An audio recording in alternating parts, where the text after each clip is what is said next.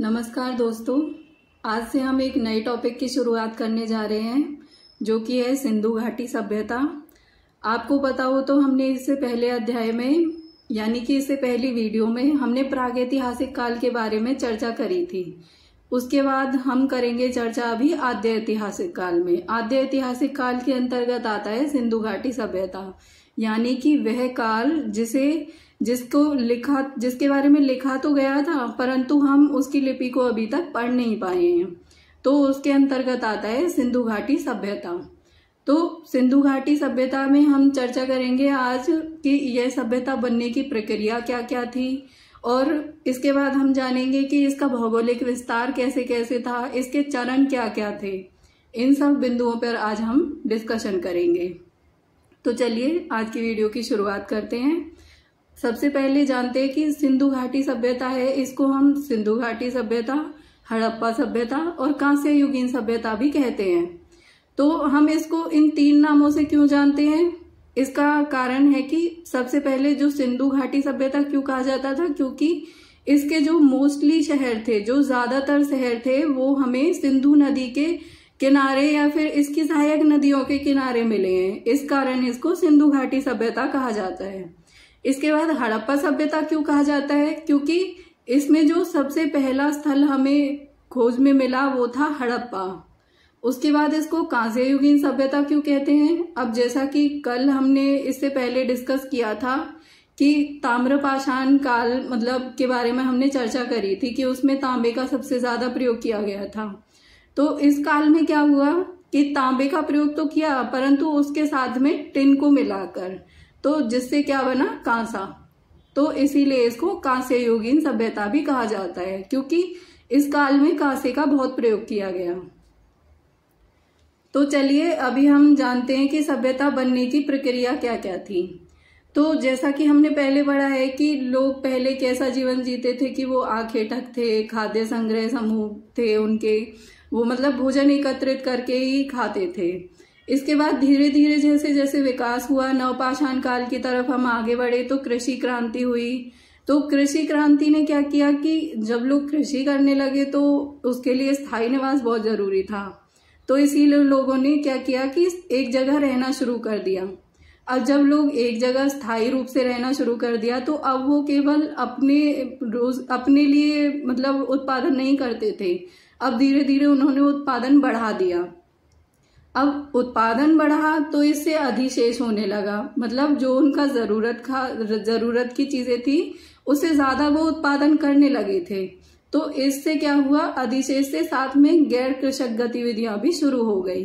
अब जब ये दोनों चीजें शुरू हो गई तो इससे क्या हुआ कि वस्तु विनिमय की शुरुआत हो गई। वस्तु विनिमय क्या था कि लोगों ने जो उन्हें चाहिए वो ले लेते थे और बदले में दूसरे इंसान को वो दे देते थे जो उनको चाहिए होता था। तो वस्तु से वस्तु चेंज करके वस्तु विनिमय आधारित हो गया था। इसके बाद जब उत्पादन बहुत ज्यादा बढ़ने लगा तो लोगों ने व्यापार करना भी शुरू कर दिया, क्योंकि मोस्टली जो इसके शहर थे वो नदी के पास ही थे। तो उन्होंने क्या किया कि नदी के पास उन्होंने केंद्र बनाए और ये ही केंद्र थे जो आगे चल के नगरों में परिवर्तित हो गए, क्योंकि बाजार बनने लग गए। ठीक है, तो इस प्रकार इसी कारण यहाँ पे जो नगरों की उत्पत्ति मानी जाती है वो सबसे पहले मानी जाती है। इसीलिए सिंधु घाटी सभ्यता को नगरीय सभ्यता भी कहा जाता है। अब हम सिंधु घाटी सभ्यता के भौगोलिक विस्तार की चर्चा करते हैं। तो इसमें हम 4 स्थलों पे ज्यादा गौर करेंगे। सबसे पहले कि कहाँ से कहाँ तक इसका विस्तार था। तो उत्तर में मांडा तक था जो कि चेनाब नदी कश्मीर में है, ठीक है, और इसका पूर्व में आलमगीरपुर तक था जो कि हिंडन नदी के पास था यूपी में, और दक्षिण में इसका दैमाबाद तक था जो कि प्रवरा नदी के पास था महाराष्ट्र में, और पश्चिम में इसका विस्तार सुतकांगेदोर तक था जो कि दाश्क नदी के किनारे बलूचिस्तान में था। अब जानते हैं कि इस सभ्यता की खोज कब हुई। तो सबसे पहले जो स्थल हमें पता चला वो था हड़प्पा। उसकी खोज सबसे पहले हुई थी। तो इसकी खोज किसने की थी? 1921 में दयाराम साहनी ने रावी नदी के पास हड़प्पा सभ्यता की खोज करी, मतलब हड़प्पा स्थल की खोज करी।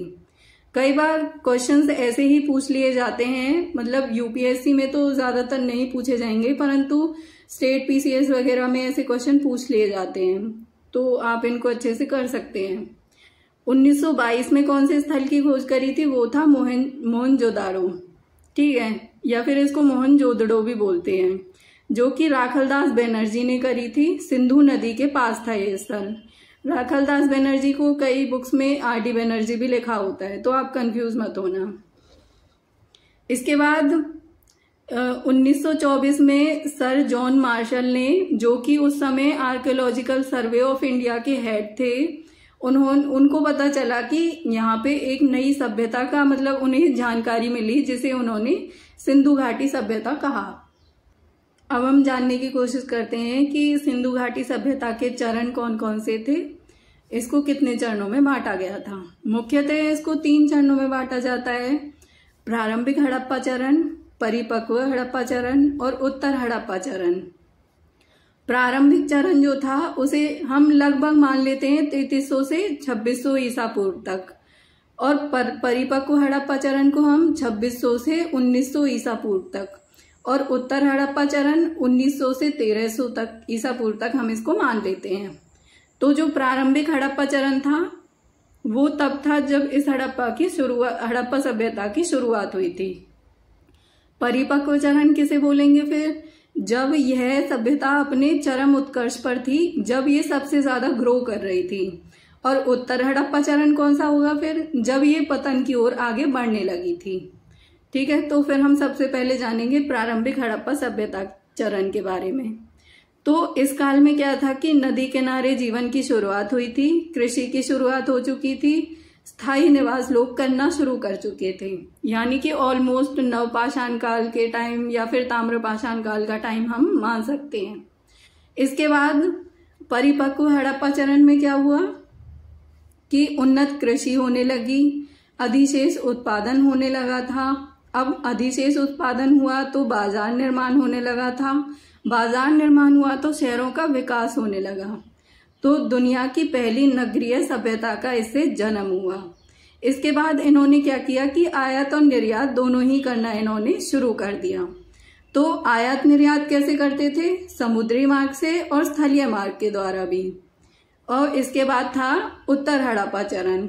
इसमें क्या हुआ कि यह सभ्यता पतन की ओर आगे बढ़ने लग गई, क्योंकि धीरे धीरे क्या हुआ कि कई लोग मानते हैं कि जलवायु परिवर्तन के कारण ऐसा हुआ, मतलब हमें पूरी तरह इसके साक्ष्य उपलब्ध नहीं है, लेकिन हर कोई इंसान अलग अलग, मतलब हर एक इतिहासकार ने अलग अलग अनुमान लगाया है। तो बहुत से लोग इसका कारण जलवायु परिवर्तन भी मानते हैं कि कृषि के उत्पादन में कमी होने लगी थी, व्यापार में कमी होने लगी थी, जिससे धीरे धीरे क्या हुआ कि इस सभ्यता का पतन होने लगा। तो आज के लिए इतना ही।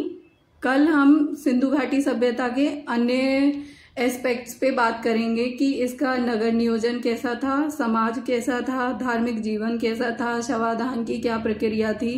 इन सब टॉपिक पे हम आगे डिस्कस करने की कोशिश करेंगे। आज के लिए इतना ही। धन्यवाद।